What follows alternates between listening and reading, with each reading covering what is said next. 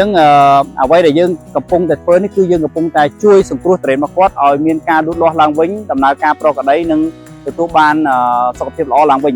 ទាំងស្លឹកហើយនិងប្រព័ន្ធឫសបាទជំរាបសួរពុកម៉ែបងប្អូនម្ចាស់ចម្ការទាំងអស់គ្នាថ្ងៃនេះខ្ញុំចន្ទរាតំណាងឲ្យក្រុមហ៊ុន Forward ផ្នែកខាងបច្ចេកទេសលើដំណាំត្រេនហើយថ្ងៃនេះដែរខាងយើងបានចុះមកដល់ចម្ការត្រេនរបស់បងបញ្ញានៅខាងខេត្តរតនគិរី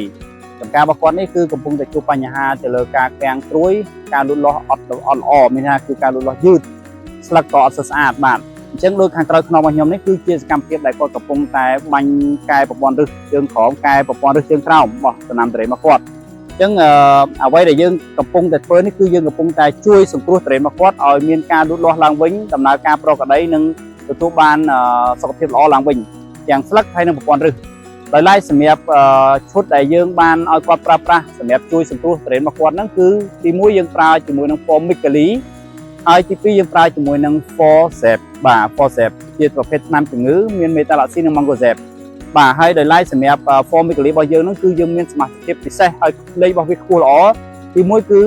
ពុយមិចរបស់យើងរហូតដល់ទៅ 55% ហើយ Fulvic Acid របស់យើងរហូតដល់ទៅ 50% វាជួយធ្វើឲ្យប្រព័ន្ធឫសថ្មីលូតលាស់មកលឿនជួយសម្រួលដល់ដីឲ្យមាន pH សមស្របសម្រាប់ប្រព័ន្ធឫសថ្មី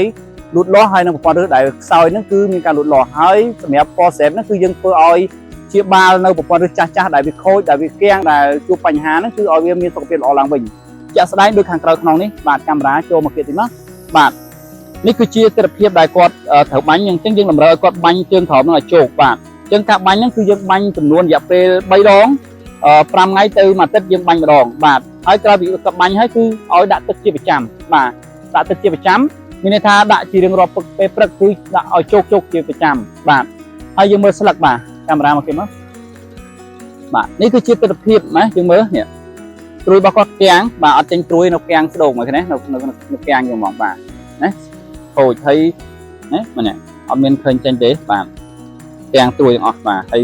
សត្វល្អិតបំផ្លាញច្រើនណាស់បាទអញ្ចឹងយើងជួយទី1យើងឲ្យចេញត្រួយថ្មីបាទណាឃើញទេបាទអូខេបាទអូខេអញ្ចឹងយើងមើលសភាពដើមបាទនេះស្លឹកឡើងលឿងអស់ហើយបាទអូខេអញ្ចឹងថ្ងៃនេះយើងមានការចែករំលែកប៉ុណ្ណឹងអរគុណច្រើនជំរាបលា